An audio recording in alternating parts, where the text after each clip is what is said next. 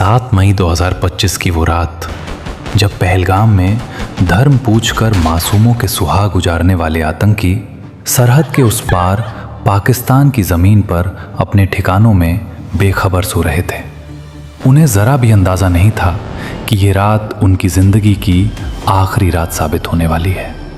रात लगभग 1:05 से 1:30 के बीच पाकिस्तान के सियालकोट, मुरीद के और बहावलपुर और पीओके के मुजफ्फराबाद, कोटली और भिंबर में मौजूद आतंकी ठिकानों पर एक साथ सटीक हमले किए गए। लश्कर-ए-तैयबा, जैश-ए-मोहम्मद और हिजबुल मुजाहिदीन के कुल 9 ठिकानों पर 24 मिसाइलें और कई बम बरसाए गए। कुछ ही पलों में आतंक के ये अड्डे धुएं और राख में बदल गए, मानो उनका नामो निशान मिटा दिया गया हो। लेकिन भारत का ये जवाब सिर्फ मिसाइलों का जवाब नहीं था।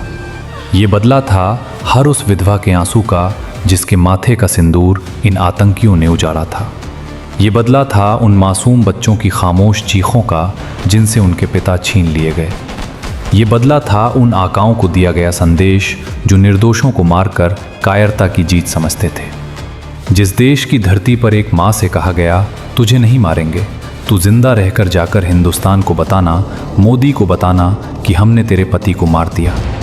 उसी देश को भारत ने जवाब दिया 9 ठिकानों पर गिरी गर्जनाओं से। रावलपिंडी से लेकर बहावलपुर तक, मुजफ्फराबाद से लेकर मीरपुर तक आतंक के ठिकानों को राख में बदल दिया गया। ये कार्रवाई 2016 की सर्जिकल स्ट्राइक और 2019 की बालाकोट एयर स्ट्राइक से भी कहीं बड़ी थी। ये भारत का अब तक का सबसे सटीक, सबसे निर्णायक और सबसे प्रभावी जवाब था। इस ऑपरेशन का नाम था ऑपरेशन सिंदूर। तो चलिए अब लौटते हैं उस पल पर जहां से ये आग भड़की थी, पहलगाम की उस घटियों में जब आतंक ने इंसानियत को ललकारा था। अब देखिए पहलगाम हमला, शुरुआत से साजिश तक, और कैसे उस एक रात ने भारत के सबसे बड़े जवाब की कहानी लिख दी। 22 अप्रैल 2025 को जम्मू कश्मीर की पहलगाम की बैसरन वैली, जो अनंतनाग ज़िले से करीब 6 किलोमीटर दूर स्थित एक बेहद खूबसूरत टूरिस्ट स्पॉट है और जिसे लोग मिनी स्विट्ज़रलैंड कहते हैं, उस दिन सैकड़ों टूरिस्टों से भरी हुई थी। चारों तरफ बर्फ़ से ढकी चोटियाँ और देवदार के लंबे लंबे पेड़ों का घना जंगल था। लोग अपने परिवार के साथ हंसते बोलते घूम रहे थे। कोई नई नई शादी के बाद हनीमून मनाने आया था, तो कोई बच्चों के साथ जिंदगी के खुशहाल पल जी रहा था। तभी अचानक देवदार के जंगल से 5 से 6 लोग निकलकर घाटी में घुस आए। कुछ ने सेना और पुलिस जैसी वर्दी पहन रखी थी, लेकिन असल में वो बेरहम आतंकी थे जिनके हाथों में AK-47 और M4 जैसी खतरनाक राइफलें थीं।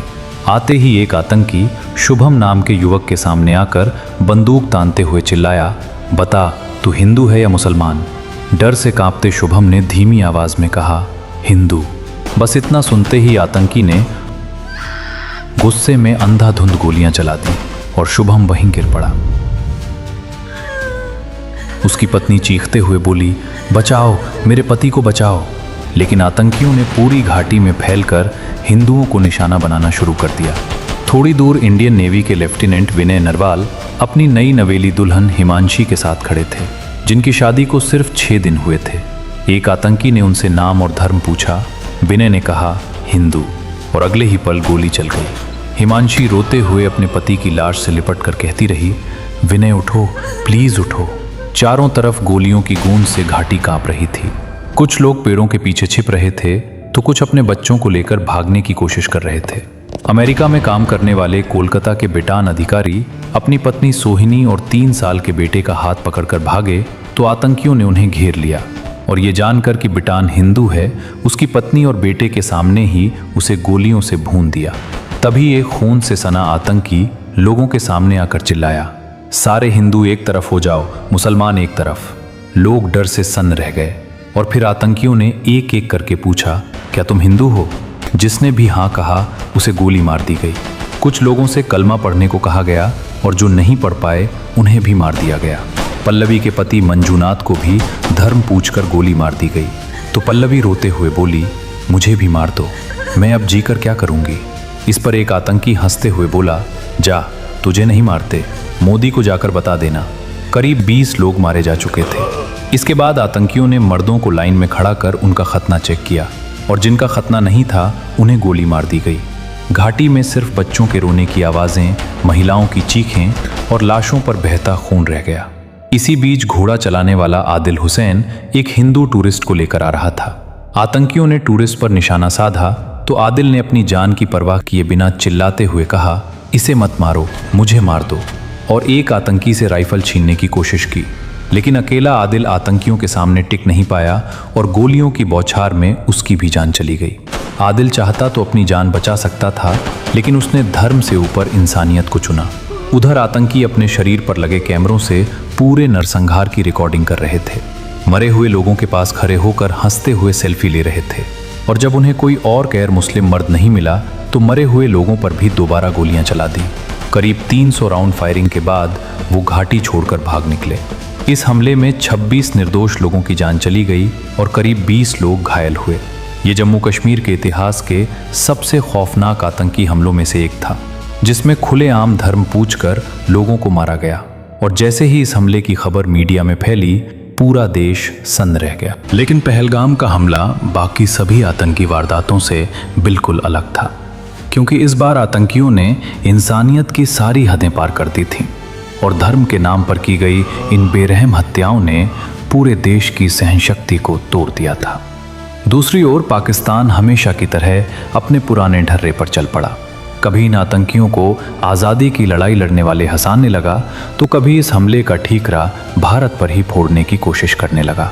लेकिन इस बार भारत सरकार ने सिर्फ बयान देने के बजाय ठोस कदम उठाने का मन बना लिया और सबसे पहले डिप्लोमेटिक स्तर पर ऐसे फैसले लिए गए जो पहले कभी नहीं हुए थे।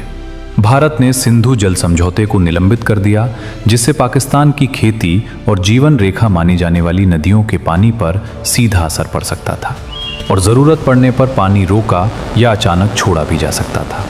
इसके साथ ही अटारी बॉर्डर बंद कर दिया गया, वीज़ा सुविधाएं रद्द कर दी गईं और पाकिस्तान से जुड़े कई और कड़े फैसले लागू किए गए। भारत में पाकिस्तानी कलाकारों, खिलाड़ियों, मीडिया संस्थानों और सरकारी सोशल मीडिया अकाउंट्स पर रोक लगा दी गई और OTT प्लेटफॉर्म से भी पाकिस्तानी फिल्में, शो और गाने हटवा दिए गए। साफ था कि भारत इस बार पाकिस्तान के प्रायोजित आतंकवाद पर हमेशा के लिए रोक लगाना चाहता है। इसलिए एक तरफ अंतर्राष्ट्रीय मंचों पर पाकिस्तान को अलग थलग करने की तैयारी चल रही थी, तो दूसरी तरफ आतंकियों के खिलाफ सैन्य कार्रवाई को लेकर लगातार उच्च स्तरीय बैठकों का दौर चल रहा था। प्रधानमंत्री नरेंद्र मोदी पहले ही सार्वजनिक मंच से कह चुके थे कि इस हमले के दोषियों और इसकी साजिश रचने वालों को उनकी सोच से कहीं बड़ी सजा मिलेगी। और 2016 की सर्जिकल स्ट्राइक व 2019 की बालाकोट एयर स्ट्राइक के बाद पाकिस्तान भी जान चुका था कि भारत जरूरत पड़ने पर सैन्य जवाब देने से पीछे नहीं हटता।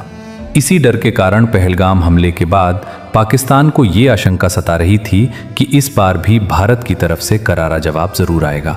लेकिन भारत सरकार अच्छी तरह समझ चुकी थी कि पाकिस्तान किसी जवाबी कार्रवाई के इंतजार में बैठा है, इसलिए इस बार सीधा वार करने के बजाय पहले उसे रणनीति के जाल में उलझाया गया। 6 मई 2025 को भारत ने देश के 244 इलाकों में बड़े पैमाने पर मॉक ड्रिल की घोषणा कर दी और ये संदेश दिया गया कि 1971 के बाद पहली बार इतनी बड़ी तैयारी की जा रही है। बाहर से देखने पर ऐसा लगा जैसे भारत किसी बड़े युद्ध की तैयारी कर रहा हो। पाकिस्तान ने इस घोषणा को ही असली तैयारी मान लिया और उसकी सेना हाई अलर्ट पर चली गई। खुफिया एजेंसियां भारत के अगले कदम को भांपने में जुट गईं। हर पोस्ट पर चौकसी बढ़ा दी गई। पाकिस्तान यही समझता रहा कि भारत खुली जंग की ओर बढ़ रहा है, लेकिन इसी शोर और भ्रम के बीच भारत ने चुपचाप ऑपरेशन सिंदूर की आखिरी तैयारी पूरी कर ली। दुश्मन की नजरें एक दिशा में लगी रहीं और भारत ने अपने असली वार की दिशा तय कर ली। ये पूरी चाल इसलिए चली गई ताकि पाकिस्तान आखिरी पल तक असली ऑपरेशन को समझ ही ना पाए और जब तक उसे हकीकत का अंदाजा होता तब तक ऑपरेशन सिंदूर शुरू होता। 19 अप्रैल 2025 दिल्ली के साउथ ब्लॉक में एक हाई लेवल मीटिंग चल रही थी। प्रधानमंत्री नरेंद्र मोदी, रक्षा मंत्री Rajnath Singh, NSA Ajit Doval, CDS general Anil Chauhan और तीनों सेनाओं के प्रमुख। कमरे में सन्नाटा था, लेकिन हर दिल में एक ही सवाल था, अब और कब तक। PM बोले, देश से आतंक का खात्मा करना है, एक्शन कैसे होगा, कब होगा, ये फैसला अब सेनाएं खुद लेंगी। आपको पूरी आज़ादी है। इसके बाद शुरू हुआ खुफिया एजेंसियों का ऑपरेशन रॉ और NTRO। पाकिस्तान और POK में मौजूद आतंकी ठिकानों की रियल टाइम लोकेशन ट्रैक करने लगे। हर मूवमेंट, हर रेडियो सिग्नल, हर कैंप की हलचल, सब भारत की नज़र में था। 21 टारगेट्स आइडेंटिफाइड हुए। 21 ठिकानों में से 9 हाई वैल्यू टारगेट्स चुने गए, वही ठिकाने जहां से पुलवामा 26/11 पहलगाम जैसे हमलों की साजिश रची गई थी। पहलगाम में जिन महिलाओं का सिंदूर उजरा था, उनकी सूनी मांग भारत को सोने नहीं दे रही थी। इसीलिए इस मिशन का नाम रखा गया ऑपरेशन सिंदूर। ये सिर्फ एक मिलिट्री ऑपरेशन नहीं था, ये हर उस बहन के आंसुओं का बदला था जिसके सामने उसका सुहाग छीना गया था। 6 और 7 मई की रात आसमान शांत था, लेकिन तूफान उठने वाला था। राफेल, मिराज 2000 और सुखोई Su-30 MKI अपने अपने टारगेट के लिए उड़ान भर चुके थे। भारतीय सीमा के भीतर रहते हुए POK और पाकिस्तान के 9 आतंकी ठिकानों को निशाना बनाया जाना था। रात 1:05 पहला वार हुआ मुजफ्फराबाद में स्थित लश्कर-ए-तैयबा के सवाई नाला कैंप पर, वही कैंप जहां से सोनमर्ग, गुलमर्ग और पहलगाम के हत्यारे तैयार हुए थे। कुछ ही सेकंड में आतंक का अड्डा धुएं और राख में बदल चुका था। इसके बाद Syedna Bilal camp, Gulpur camp, Barnala camp और अब्बास कैंप, एक के बाद एक 5 आतंकी अड्डे POK में मिट्टी में मिला दिए गए। जो आतंकी कल तक भारत को धमकी देते थे, वो आज मलबे के नीचे दफन हो चुके थे। उसी समय भारतीय जेट्स ने पाकिस्तान के भीतर सियालकोट, मुरीदके और बहावलपुर में आतंक के ठिकानों को निशाना बनाया। मुरीदके का मरकज़-ए-तैयबा, जहां अजमल कसाब और 26 नवंबर के आतंकी तैयार हुए थे, अब इतिहास बन चुका था। अंतिम और सबसे बड़ा वार बहावलपुर स्थित जैश-ए-मोहम्मद के हेडक्वार्टर मरकज सुभान अल्लाह पर हुआ। यही से संसद हमला, पठानकोट, पुलवामा की साजिशें रची गई थीं। ब्रह्मोस की एक मार और आतंक की रीढ़ टूट गई। सिर्फ 25 मिनट में आतंक के 9 अड्डे तबाह, 100 से ज्यादा आतंकी ढेर हो चुके थी। जहां इस ऑपरेशन में जैश के सरगना मसूद अजहर का भाई और इंडियन एयरलाइंस IC-814 की हाईजैकिंग का मास्टरमाइंड अब्दुल रऊफ अजहर मारा गया, तो वहीं उसके 2 ब्रदर इन लॉ और जैश के टॉप कमांडर मोहम्मद यूसुफ अजहर उर्फ उस्ताद जी और हफीज मोहम्मद जमील, ये दोनों भी मारे गए। इसके अलावा लश्कर के भी 2 बड़े कमांडर खालिद और मुदस्सर खादियान खास भी ढेर हो गए। इस ऑपरेशन सिंदूर से जैश के सरगना मसूद अजहर का इतना बुरा हाल था कि जब इस हमले में उसके 10 रिश्तेदार और 4 करीबी मारे गए, तो उसे इतनी चोट पहुंची कि उसे ये कहना पड़ा कि काश इस हमले में मैं भी इन लोगों के साथ मारा जाता। ऑपरेशन के कुछ घंटों बाद भारत ने दुनिया को संदेश दिया। एक मुस्लिम महिला अफसर और एक हिंदू महिला अफसर एक साथ खड़ी थी मंच पर। यह सिर्फ प्रेस कॉन्फ्रेंस नहीं थी, ये पाकिस्तान की कट्टर सोच के मुंह पर एक करारा तमाचा था। 12 मई की रात प्रधानमंत्री नरेंद्र मोदी देश को संबोधित करते हैं। हमारी बहनों का सिंदूर उजाड़ा गया था, इसलिए हमने आतंक के हेडक्वार्टर उजाड़ दिए। टेरर और टॉक साथ नहीं चल सकते, पानी और खून एक साथ नहीं बह सकते। अगर पाकिस्तान से बात होगी तो वो सिर्फ आतंकवाद और POK पर होगी। प्रधानमंत्री की ये स्पीच और भारतीय सेनाओं का ऑपरेशन सिंदूर इस बात का ऐलान है कि अब भारत ने पाकिस्तान स्पॉन्सर्ड टेररिज्म के खिलाफ एक नई रेखा खींच दी है। अब देखने वाली बात यह होगी कि पाकिस्तान उस रेखा को समझता है या नहीं।